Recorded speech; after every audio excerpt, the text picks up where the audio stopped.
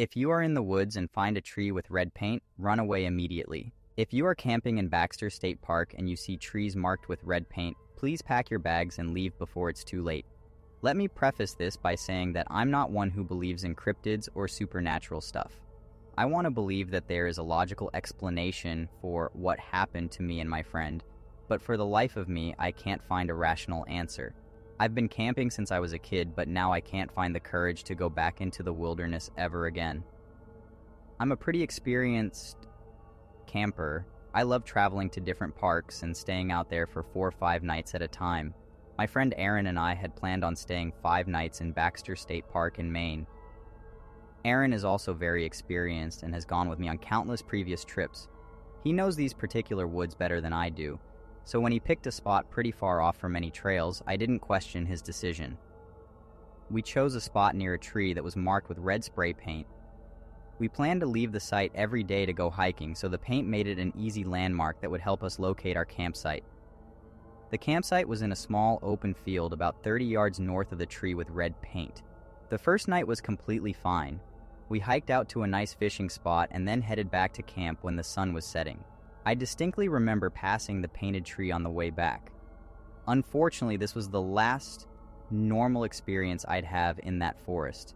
Later that night, I woke up to the sound of what seemed like a tree about to fall. I could hear the cracking of branches followed by loud creaking noises. The odd part was that there was no thud. It's as if the tree never hit the ground.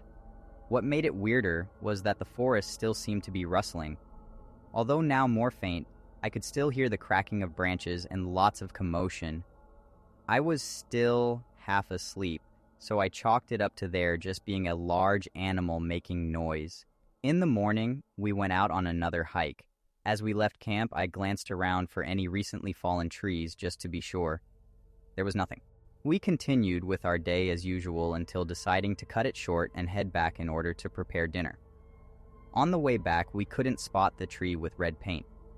It was odd, but we still managed to make our way back to camp based on memory. Aaron was more confused by the absence of the tree than I was. He kept going on about how he was certain the path he had us on would have taken us right by the tree. To confirm, he walked back over to the location of the tree, but it was nowhere to be seen. When he told me this, I thought he must have missed it, so I also investigated. Sure enough, the tree wasn't anywhere to be seen. I trust our spatial awareness, and I wholeheartedly believe we were in the exact spot where the tree should have been. I remembered the sounds from the previous night having come from the direction of the tree, so I thought that maybe it was the one that had fallen over. However, after scanning the area, there was no sign of a fallen tree. It's as if the tree had just completely vanished. Although we were confused, we didn't keep looking for much longer and returned to the campsite and went to bed.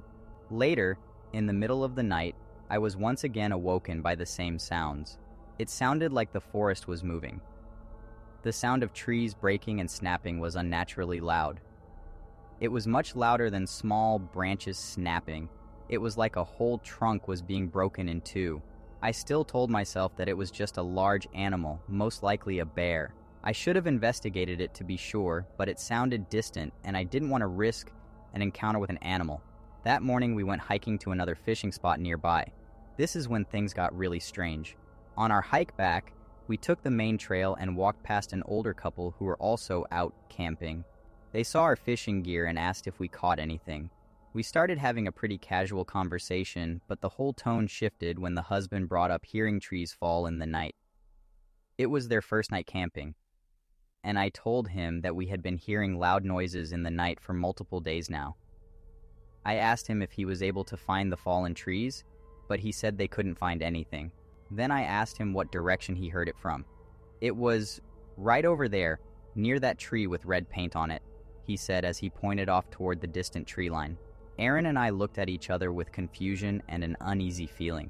It's very possible that multiple trees had been marked with paint in these woods. Maybe there was logging scheduled soon. Despite all logical conclusions, both of us were put on edge by the mention of a tree with red paint. All 4 of us walked over to look for a fallen tree, but I was more interested in finding this tree with red paint. When we got closer, I asked the man where the tree with red paint was. In a confused tone, he said, "It should be right here. That's strange. Maybe I'm mistaken." His wife chimed in, No, it was definitely here. It was pretty easy to spot because of the bright red. Now things felt really off. What are the chances that two different groups spot a tree with red paint, and then both trees seem to vanish into thin air? We continued on our hike to the fishing spot. On the way, all we could talk about was the tree with red paint. It was such a strange coincidence, and we couldn't figure out a logical explanation. Despite this, we tried to forget about it and focus on fishing and the beautiful scenery. We didn't want these strange events to ruin the vibe of the trip. The day came to an end, and I was once again awoken by loud rustling in the forest. I ignored it and went back to bed. When morning arrived, Aaron and I decided to take a break from hiking and spend the day at camp. While eating lunch, Aaron got up to go take a piss.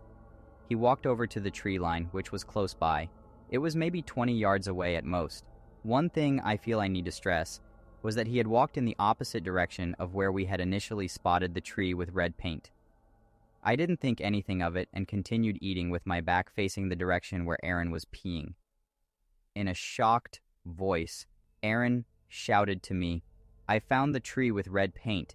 It's over here." Immediately after he said this, the forest began to rumble again. It was the same sounds I had been hearing every night.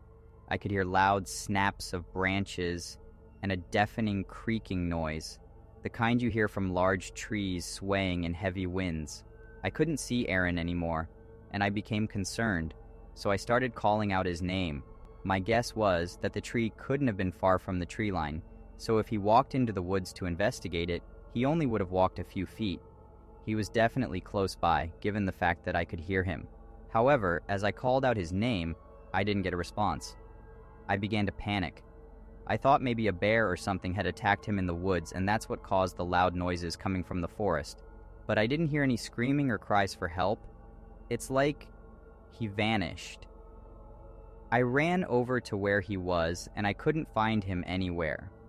By now, the loud crashing of branches had reduced to a distant rustling of leaves. I continued calling out his name, but there was nothing. It didn't make sense. How could he go from within earshot to completely gone in less than 30 seconds?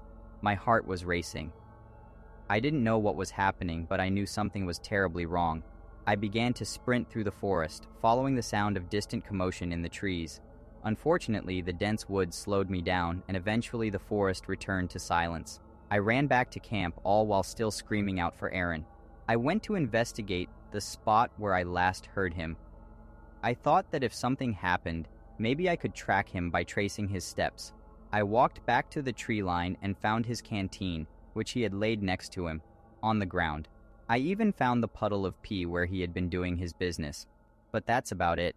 His footprints went only a couple more feet before coming to an abrupt stop. What made it stranger was that I couldn't even find the tree with red paint. It's a very bright red and is easy to spot, so if he spotted it while peeing, it must be extremely close by. I circled the area multiple times but found nothing. No tree, no Aaron. In all the confusion, my heart was racing, but I tried to stay calm and called 911. I didn't sleep for the next 72 hours. A search and rescue operation started just 30 minutes after I dialed 911. I tried to help as much as I could. I gave a description of Aaron and described where I last saw him and what had occurred just moments before his disappearance. I felt crazy for doing it, but I even brought up the tree and tried to stress that I believed it had something to do with his disappearance. As I expected, the police disregarded the whole tree thing. Under normal circumstances, I would have as well, but something felt deeply wrong in my soul. I don't know what it was, but I know that tree had something to do with Aaron's disappearance. To make matters even worse, the couple we had spoken to was also reported missing. Apparently, police estimate that they disappeared just a few hours before Aaron did. They were only reported missing after they didn't show up to a guided hiking session they had scheduled that day. How fucking strange is that? The couple also vanished without a trace. As far as I know, they were the only other people who had a strange encounter with a tree with red paint, and now they are missing as well. After multiple nights, I had to get some sleep. I was at the point of exhaustion. I packed mine and Aaron's things and decided to get a motel room. I wanted to be nearby the forest as the search continued. As of writing this, it's been just over a month since he went missing. So far, all the rescue team has found is one of Aaron's shoes. It was discovered about 15 miles from where he'd vanished. Nothing has been recovered from the older couple. I'm still at the motel. I can't find it in me to leave Aaron in those woods. I feel so distraught and angry. I honestly just want an answer as to what happened. None of it makes sense. I can't find any logical explanation as to how or why he vanished, but all I know is that there is something dark in that forest. I know that somehow that tree is connected to all this. It tears me up inside, knowing that Aaron may never come back, and I'll have no rational explanation as to why this happened to him. All I can do now is warn others from experiencing the same fate. If you're out in the woods and you find a tree with red paint, please, for the love of God, turn around and go home.